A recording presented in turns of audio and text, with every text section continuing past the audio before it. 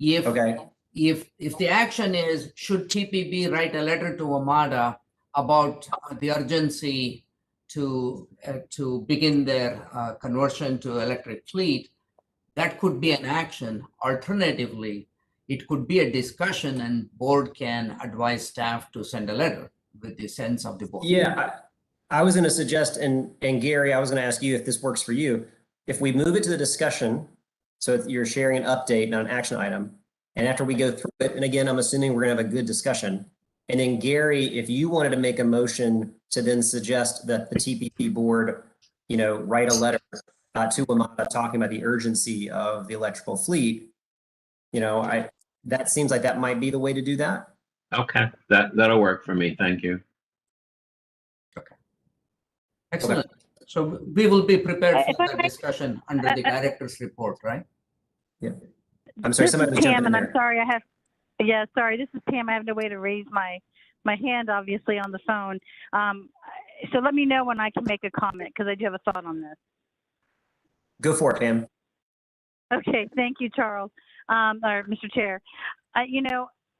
After everything that went through in June and the discussions that I know that have been going on, and because we do have this tendency, this group, especially with our online meetings, to have very vigorous and complex, long discussions, I think that we can all know that there's going to be a lot of discussion about Maryland. And I just would like to make sure that we are going to be conscious of a need to allow as much time as possible for that. And though I don't disagree, Mr. Allen, that not everyone is attentive as you and I might be about reading through everything, to be able to say the report is in your packet, please go back and refer to it. For this instance, I don't think it's so bad, because people, I'm hoping, realize the importance of this conversation for July and would do some homework on all levels. And so referring them back to that, I don't think is a bad idea, because I do think we need to preserve as much time as possible. So I just wanted to make this comment. I think it's really fair, Pam. The way that I heard you talking about it, Conti, was that, like, for the technical committee report out or others, they would be very brief, as in like 1 to 2 minutes, not kind of the 5 to 10 minute report out, right? Yeah, exactly. So if we truly stuck to that, if it really was 1 to 2 minutes and that's it, and you hit kind of the most important pieces, I think that would work. And that addresses, I think, Pam's point. I think Pam is correct that we obviously need to structure this agenda in a way that preserves as much time as possible. I have, and Pam, while I've got you too, and Mr. Collins, one of the questions I was wrestling with today, I'd really appreciate your feedback, and anybody else as well. So one of the ways that when we end up in a big debate in our legislative body, we actually have a clock that helps manage time, and we do rounds. And so what we do is we have like a 3 clock, and everybody gets 3 minutes on the first round, and then you get 2 minutes on the second round. To some degree, the clock helps us check ourselves so that we don't just keep on going and going and going. Sometimes the clock is helpful for the chair to be able to help manage the conversation, to be able to say, Mr. So-and-so, your time is up. There's always a little bit of grace of being like, if you hit your 3 minutes and like, can you please wrap up your thought, that type of thing. So it's not a hard and fast turn off the mics, but it is kind of a meeting management, clock management idea. And I was thinking about that today a little bit. Conti, I don't know if we have the ability to do that or have one of the screens has a clock on it, but I was curious if anybody had any thoughts if that would be a fair way to make sure that everyone has a chance to be heard, but also manage the time in a way that it doesn't get from us. We can, in the past, for public comments in particular, if we had a lot of people signed up, we would go to 2 minutes, if not 3 minutes. So we have had in-person meetings, we have that ability to time. Electronically during a virtual meeting, I think we can make it work. So I would let the officers decide if this is something that they would like to use, and as staff, we will make it work. It's a good thing to consider. With the agenda that's proposed right now, we have 45 minutes for this discussion. with the WMATA item now being covered under the director's report, we might get another 5 minutes. So most likely we will have 50 minutes for this topic, which is agenda item 10 on the draft agenda. And under that, with that 50 minutes, the way we had anticipated the discussion to go, there would be two actions. The first one would be the request to amend the June 16th approval and add the project back. And the second one, if that action does not prevail, meaning the project is not added back, then part two would be the TPB issuing notice that these additional projects that MDOT submitted, which were approved in June 16th, will now have to be downgraded to a study or totally removed to reestablish the fiscal constraint. So that is more of a notice item. But even a notice item such as this, I'm assuming people would want to express their thoughts and announce that, in August we will take this action. So that is the 50 minutes that you have to work with. And assuming the other items go by quickly, hopefully you will end up with at the most 60 minutes, right? So I think there is an upper limit of how much time you will probably have. Yeah. Well, let me ask Ruben and Pam their thoughts first, just as the fellow officers. What do you think of us doing clock management? I think that's a useful measure in anticipation of what we all expect.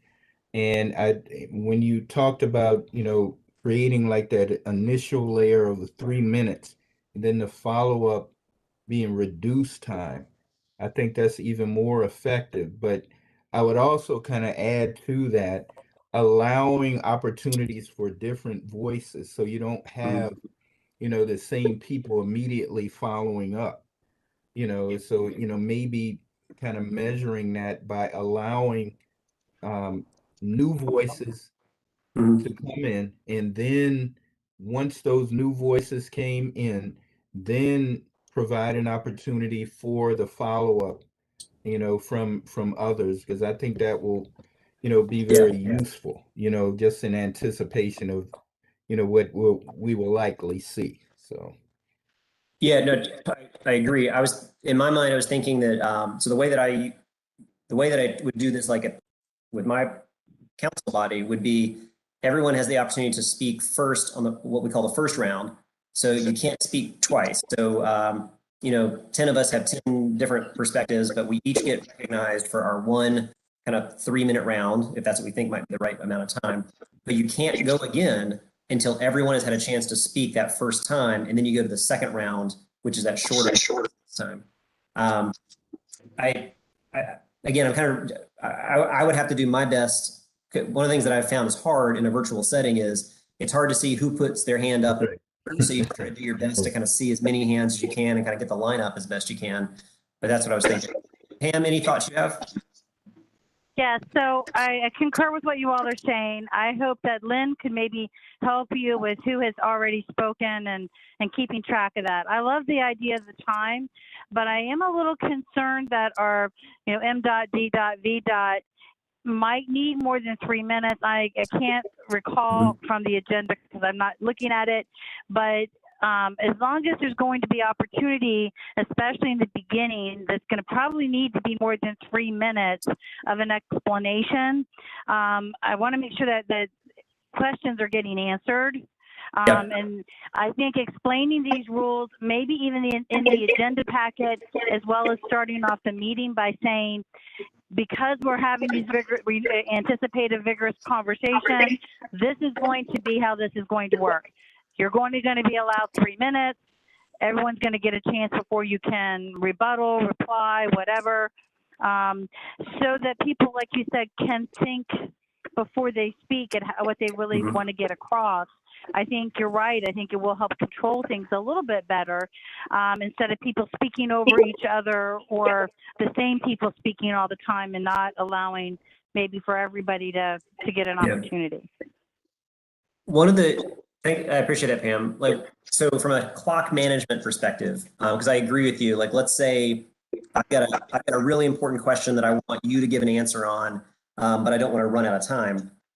So let's use Earl as an example, right? So MDOT's going to be able to give their presentation of what they're saying. Maybe I've got a question to then ask Mr. Lewis. And so I would have to, as a speaker, I'd have to use my 3 minutes to say, okay, I'm going to speak for 1 minute and ask my question, then I'm turning it over to him. So he would be answering and speaking on my time, but that gives him the chance to do it. Now, here's one thing that I certainly learned with myself and my colleagues. We love to use our full 3 minutes to speak, and then we ask our question as time expires, and which then puts everybody in a tough spot. So there's kind of it's hard to do that and then kind of drop the all important question at the end of your time, and then you actually leave the person who's trying to answer it with no time to do it. Yeah, that's what I'm saying. I mean, I think that there needs to be some time. I also know that for myself, I might ask a question and the answer leads me to another question if I'm going to understand. And so some of this can be hard to manage virtually. But I do agree that there needs to be some game rules here. Yeah.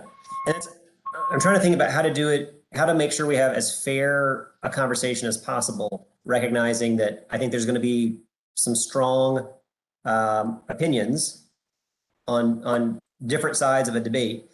And what I've tried to do with our past debates is, try to call people in which the order I see them.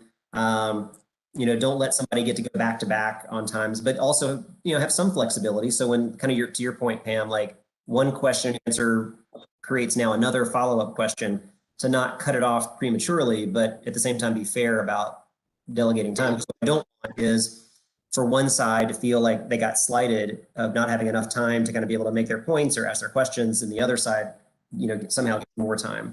So I'm just trying to do my best with that. Yeah, I agree, and I honestly, Charles, I think you do an amazing job. And I ever think in one of these meetings, I do recall that you actually did tell someone, look, we need to see if anyone else has questions before we continue to go back and forth. And I want to, like you, I want to truly be fair to everybody, give everybody an opportunity, and everyone should come well prepared for this. But but I am concerned that, I think people need to know the rules up front. Us as elected can, when we have to, keep our time down if we need to. And I hope people would be, conscious of that. I think that we're doing a better job this time, and that we're allowing a lot of time for this discussion. And we've all had discussions about this over this last month before it. But I want to make sure, like I said, that people's questions get answered, so that, unlike the reason this is all coming up is because there were people that voted last time who did not understand the ramifications of their vote, right? So we want to make sure that everyone is very clear about what's going on this time around, and that, and that's why I say what I've said. Yeah. No, that's a solid point.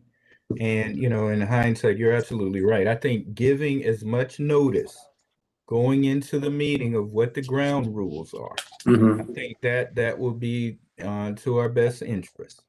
And, so at the end of the day, coming into the meeting, everyone knows that these are the ground rules. And I'm sure leading up to the discussion, it will be reiterated.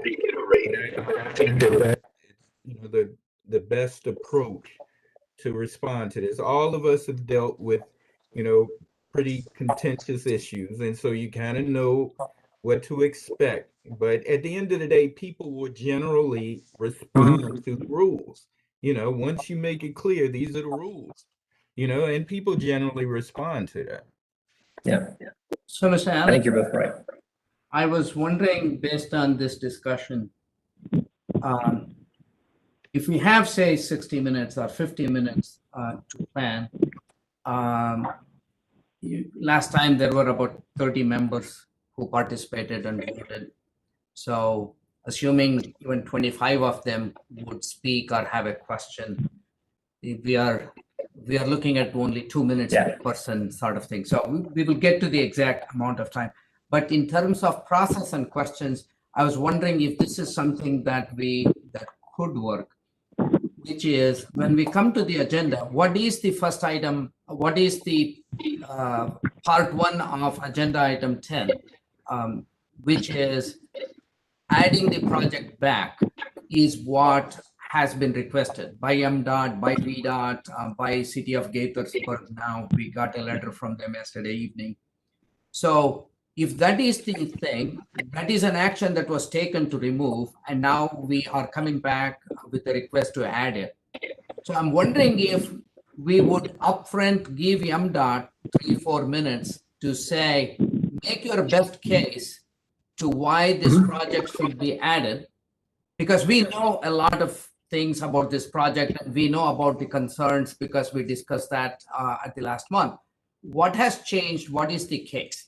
So we give them time up front, and as they make their case, the first round of questions, whether it is 2 minutes or what have you, could be for members to ask a specific question based on what they have heard.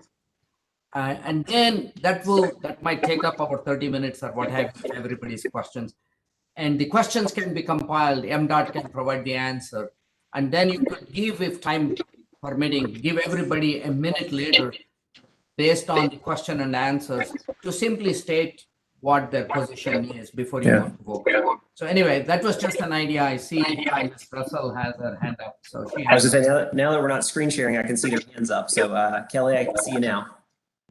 Hi, thanks. I just wanted to mention that you may recall when we first started doing the virtual meetings last year, that for the first several months, we did defer the written reports, the oral companion to the written reports. And so it wouldn't be unprecedented for us to just have folks refer to those and not use that time, because it sounds like we're really stretching here for some time. The other question I had was, since we have never used this kind of time process before, what happens if there's a challenge to it? It's a great question. First one, since you and Ms. Sebeski and others have kind of brought it up, I think I'm going to fight for the technical report out. It's like, so if that's the best way to have more time on the agenda, and we just really stress for folks to read their packets in advance, Conti, I'm fine with that. The agenda to make sure we give ourselves as much time as possible. So on the question of a challenge, it's a good question. I don't know. That's kind of what I'm trying to think it out loud. Everybody here is. I don't know if that would be grounds to challenge the outcome of a vote, but I don't know. Maybe Conti, I don't know if our council is here or not, but I will reach out to my council, to the TPB council. From the bylaws, there is no meeting process described. We generally defer to Robert Rules of Order. So I think to the extent that the Robert Rules of Order provides, you have a time frame, you have a fixed time for the agenda, right? I mean, many times even a change to the agenda is to be voted on by the full board and that sort of thing. yeah. But since that question has come up, and I was just looking at the agenda, if we keep the technical committee and community advisory committee and the chairman's remarks all just to what is returned, we can get another 15 minutes. So you now have 45 plus 15, you have a full 60 minutes, right? Out of a two-hour meeting. It could be even more because we have about 15 minutes for public comments. And that generally we have been summarizing whatever comments we receive. I think it is fair to expect July we will have comments and Lynn will be able to summarize it. So I think we have to, for the sake of time, I think we have to do summary of those comments. Otherwise, we could spend an hour just having the public comments. Right. There is one option. I know, Mr. Allen, you try very hard, and most of the time you have been able to bring us very close to 2 p.m. This is out of respect to advertise the time so that members who have made other appointments are able to keep it and we don't impose on their time. To the extent that there is an interest, we could consider announcing this as a meeting 3 through 2:15 or 2:30. If we end up early, that's great. So that's just a thought. There isn't anything in the bylaws that says this has to be 12 to 2, but that has always been the time that we have followed. Yeah. We can get an hour. I mean, we've all gone through these before, right? At the end of the day, most people are coming into this meeting and coming into a vote knowing how they're going to vote. So most people are looking to either ask a question, make a statement, make sure that it's clear to the public and to their own constituencies what they believe and what they want to see accomplished, and then ultimately they cast their vote. So I don't want to have just a clock that never runs out, because we could just keep going and going and going and going. At some point, we got to call the question. I do think, Conti, if I understand what's going to happen, the way we're structuring this, and correct me if I'm wrong though, but so I think that what's going to happen is that MDOT is going to be making a motion, essentially a straight motion, to add the project back in. I think that it's fair to say to MDOT, all right, we're going to give 4 or 5 minutes to make that presentation, right? Like to be able to say, okay, here's a presentation, here's the motion, here's why we're making the motion. They can still entertain and answer questions from people during their, as everybody has their time to kind of make their comments or ask questions. But I think that for setting it up, it does make sense to say, as you make this motion, you've got kind of a 5-minute clock. And then I'll, if we do that, then I got to be strict and say, I'm buzzing you at your 5 minutes and, time's up. But I think it's fair to make sure they have time to do that.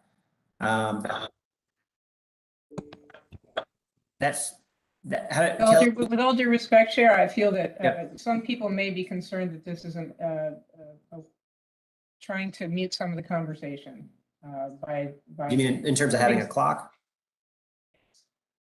Something we haven't done in all the time that I've been at TPB. We've discussed controversial things. We know this is going to be the big discussion. I would hate for anybody to think like that they were feeling like their, positions are being quashed.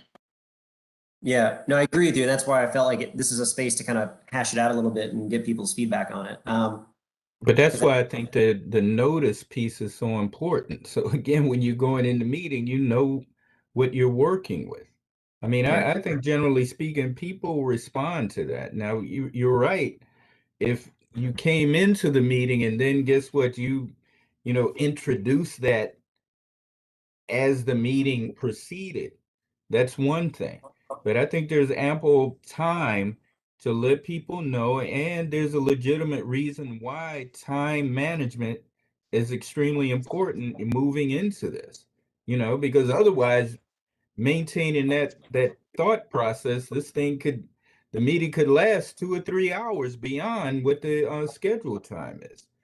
So I don't think it's an illegitimate thought to try to look at time management when you're looking at one of these critical issues. And I think giving people prior notice is the key, because that way you can't.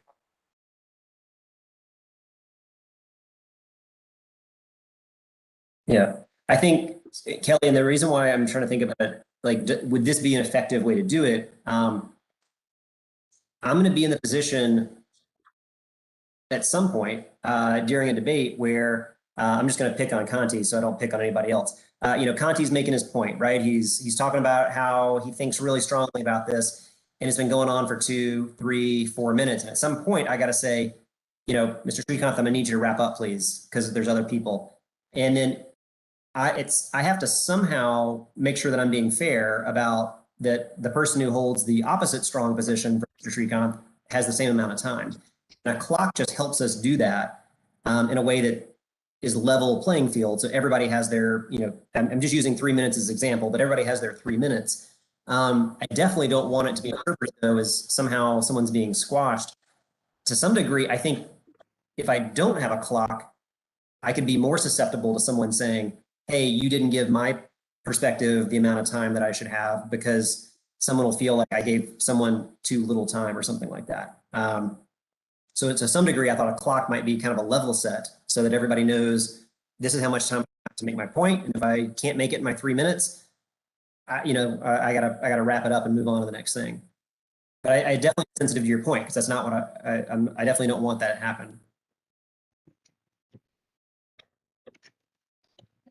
if there were any, I didn't mean to derail our agenda conversation, but I just wanted to kind of get a sense of people's thoughts if we kind of try to do a little bit of a clock management. And it would be new. So I think, Ruben, to your point, making sure that it's communicated. If I decide this is the right thing to do, making sure it's communicated in advance so that everyone can know kind of what the rules of engagement are before we get into that space. Hey guys, I'm going to have to jump off. I'm sorry, but thanks for doing this. I think we've had a good discussion. And if there's anything else, I am checking my email. Just send me something, okay? Thanks, Pam. Thank you. Bye-bye, guys. Just to let you know, we are looking into options to use an automated timer or clock within the WebEx system. It seems that there's a lot of call for this, and these conferencing platforms have not yet stepped up to this call. So we're looking into some options. We'll try to find something to put together for a package for you. Okay. I'll be honest, sometimes we've actually just used like our cell phones and put a little camera on our cell phone, Yeah. kind of have the clock run that way too if we have to. Yeah. Okay. All right, well, this is good. I don't know if anybody else had any more thoughts on the idea of a clock to help us manage the time, but otherwise, I guess we can go back to Jason. Just one quick point, Mr. Chairman. I think that much like Commissioner Collins' point, I think the forewarning in an email out to the board ahead of time saying this is what's being suggested, and then maybe at the beginning of the conversation in the meeting, taking a vote to do that with the points you just made, that we're looking for this to have some equity and fairness in terms of everybody's opinion and thoughts. If the majority of the board votes into it in the very beginning of the discussion, and it's not made to be a mandatory thing, then mandatory thing in terms of the officers make the decision ahead of time, then perhaps nobody can complain because the majority voted, and there you have it. So, I mean, we do it all the time. Is it a weighted Public, vote? I don't know. I'm kidding. Yeah, what I would hate to do though is then create like a 15-minute long debate about the rules of the debate, and then we shortchange our time. Like, I kind of feel like I either got to own it or not. Like, so as the chair, I either need to say, man, this is why your feedback's helpful. I either need to say, this is how we're going to do it, the rules, and I just own if anybody wants to be critical of it, I just got to deal with it. And I just own that, or I don't do it. And I just do my best and just try to, watch the hands as they go up and do my best to be very equitable about that, which I think I've tried to do in the past, but I just know this will be a more heightened meeting than most. So that's why I'm trying to think about it this way. sure, that's I think we'll work with you, Mr. Allen, because we have time to send out the agenda. One thing we typically do is for every agenda item, there is a cover page. I think we call it the cover memo, where we say what the topic is about. So this suggestion or this idea of identifying how this agenda will be handled is something that can fit in that cover memo.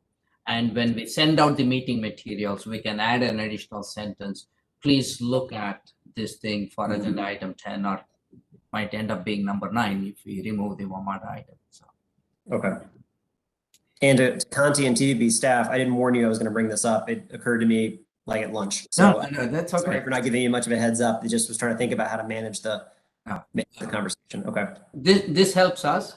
And just quickly, the first action item is the roadway safety program approval. As I think that is, once again, we have 10 minutes for that. So as you said, Mr. Allen, let's not try to completely sidestep or overlook some of the other activities. This is one of the TPB's priorities. So I think staff will be fully set to finish that in 10 minutes. Our presentation will not go more than 5 minutes. So that will be done. The other item is the enhanced mobility supplemental grant. The tech committee presentation went well. I think you all are looking at the recommendations. So that, I believe, will also go in 10 minutes. So with the WMATA discussion rolled into the director's report, the way we were thinking of writing up for the agenda, item number 10 would be the first action would be MDOT's request to add the project back into the conformity inputs. That is where much of the discussion will happen. And then the agenda will make it very clear, subject to the outcome of that action, the next item will be taken, which either would not be necessary at all or would simply be providing notice that these projects will be considered for downgrading and calling a special meeting on August 16th. And I'll be honest, I'm comfortable being the bad guy on this and saying like, so should the motion to add the project back in fail, which then means we're getting notice about the second motion, which would be those projects in an August meeting, we're not debating that. Like the list is being provided. We're going to have a special meeting in August. So I'm comfortable, especially from a time management perspective, just being the bad guy to say, we're not going to debate the list that you just got notice on, because we're going to have a whole nother meeting where we can debate that as well. Otherwise, we'd be in a whole other hour long debate about that as well. But then we're not taking an action. So there's not a point of a big debate at that point because we're just providing notice. Exactly. And typically we allocate 5 minutes for a notice item. In this case, it could be a little longer given the gravity of the action that is being proposed. But yeah, and the August meeting, we would not have all the other customary items because there won't be a technical committee, there won't be a community advisory committee. It'll just be on this one topic, and it could just be an hour-long meeting. If that. I think I see Maria's hand up. Since we're in screen share, I can't see all the other hands, so I apologize. Maria? Yes, thank you. Can you hear me? Yeah, I can hear you. Yep. Okay, thank you, Mr. Chair. The one thing I would like to suggest, and I understand the sequence of events. However, I think everybody needs to understand that if we are up to that item where the Maryland fiscal constraint is something that needs to go out to public comment and needs to come back in August, I think everybody needs to understand what that means in the overall picture of approving the plan and have it certified by December of 2022. So there is some timelines and maybe Canty needs to cover on that. Maybe at the beginning of the item 10, just for everybody to understand what does it mean if all the other options fail. And then Maryland has to proceed with a shorter list for their AQC and a different financial plan. So I think it should be explained at the beginning, but if you want to wait until that time, that's okay too. But I think at the beginning might be more appropriate.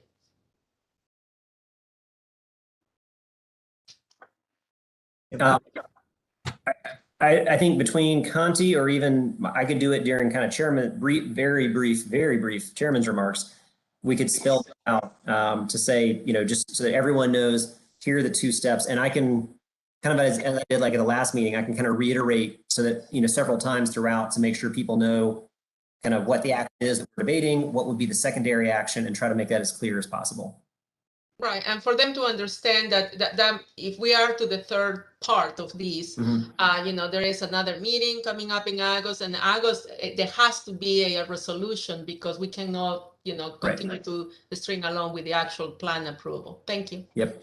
No, that's a fair points. And just for everybody I saw in the chat, I think one of the questions that have been asked was, assuming again that what we're going to see here is a straight resolution to add the project back in. It's not a motion to reconsider. It's not a revote. It's a straight resolution to add the project back in. That'll be shared in advance. And I think Conti, you said that will be drafted in advance and make sure that's shared in advance. Everyone has that. Exactly. So we will have the package. We'll have the resolution just like we did now. And to confirm to another comment in the chat. We will also have the second resolution of giving notice. The second resolution is, I don't believe it really needs a resolution because it is simply providing notice, but we will have that document also in the packet. So nothing will have to be crafted on the fly. It will be, we will have all of them ready. Got it. Okay. Okay. So we will revise. Quick question. Yeah. What is the deadline for submissions for letters received in order to be included in the packet? The mail out goes out, Ms. Russell, on July 15th. Ideally, if we get it by July 13th or latest by morning of 14th, that would be most convenient to include in the letters packet. But even 14th, we can work with it. 15th is when we post it. Okay. So we will revise the draft agenda. We will remove item 10, but Yep. I will adjust the director's report to capture WMATA's discussion so that we don't forget it when that happens. And we will prime that. I will change the other timings. It very likely we will end up with about 60 minutes for one item, which would be 9 now. And it'll be 9A, 9B, and we anticipate spending most of the time on 9A. Okay. Excellent. That is most everything. And I know I've tried to keep the entire board up to speed in terms of the major developments, the letters that have been received. So I've been sending that. One question, Mr. Allen, it was a comment made during the tech committee today. You will recall we provided MDOT with a listing of all of the MDOT funded projects that were in the conformity inputs with the funding information so that they can identify which projects. And you will remember that we received a request from the Maryland House Environment and Transportation Committee to get a copy of that list, which we provided them. Today at the tech committee, it was suggested to share that list of projects, the complete universe of projects that TPB staff developed working with the MDOT, with the rest of the board as well as the tech committee, which we were planning to do anyway on 15th. But I'm happy to send it out today because yesterday, on July 7th, MDOT has sent a letter, which is a subset of the complete list we sent, right? I mean, the list that we produced and provided the House committee had projects with completion dates all the way up to 2045. In MDOT's July 7th letter, they have said, we are looking at projects that have completion dates only through 2035, because that is when we will need the money. So it's a subset. So a suggestion was made during the tech committee.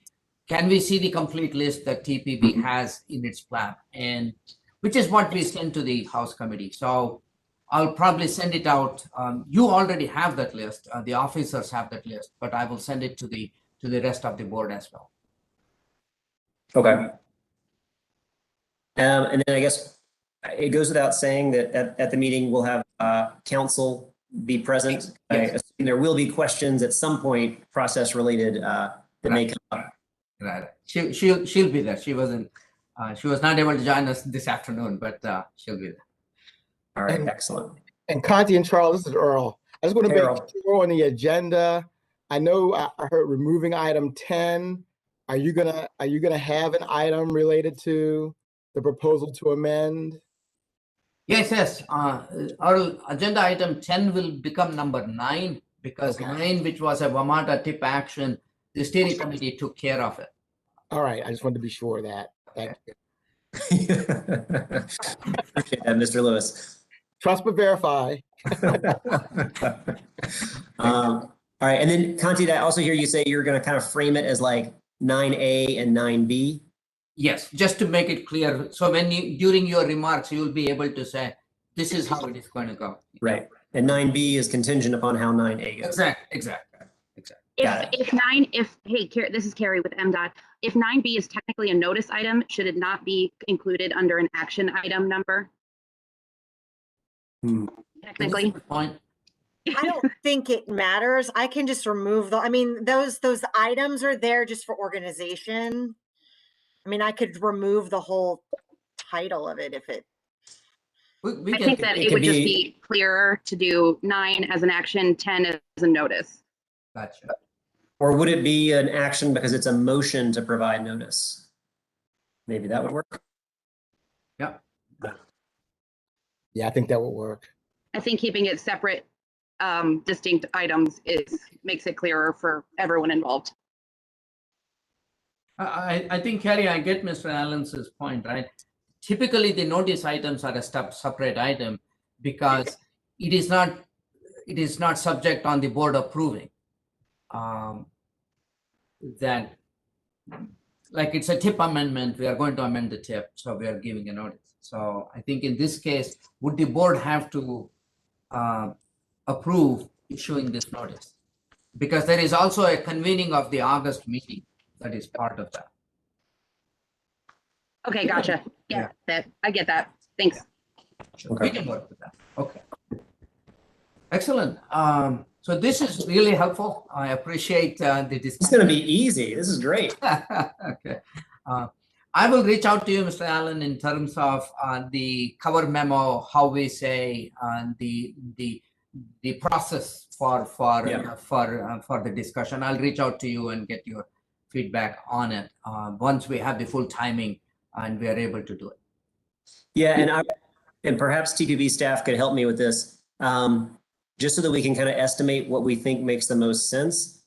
Could we go back to last meeting and look at how many people spoke on this issue? Because that'll help us also kind of roughly estimate, all right, does everybody get 3 minutes? Does everybody get 2 minutes? How do we do that? So we just try to map that out as best as we can, so everyone has as much fair time as possible. Sure. We have a transcribed hard copy of the transcript of the meeting. We'll be able to take a look at that. Okay. We also have the audio recording as well, video and audio recording that we'll be able to sort of like timestamp and look at. So. Okay. Yep. Yeah. All right. Well, I appreciate that I've thrown everyone a curveball with trying to think about, does the clock make sense? I really appreciate the feedback to try to think about how to do it in a very equitable, fair way. My goal in this is how do I lead this group through as healthy and robust a conversation as there's going to be, to do it so there's adequate time for everybody to be able to speak, ask questions, but at the same time, ultimately we got to call the question and then get to that decision point, but make sure we do it fairly through that process. So I really appreciate everybody's feedback today to try to think about how to get that done and do it so everybody feels like there was a fair shot for everybody. All right. Okay. Excellent. Thank you. Anything else? Are we all good then, Conti? Yes, I was going to say thank you. I'm going to send you all the revised agenda because we made some changes to it. I'll send it to the entire steering committee. Then I'll reach out to you with the draft of the cover memo. Okay, excellent. All right, thanks everybody. Have a great weekend, and I'll see you on the 21st. Thank you. Thank you, everyone.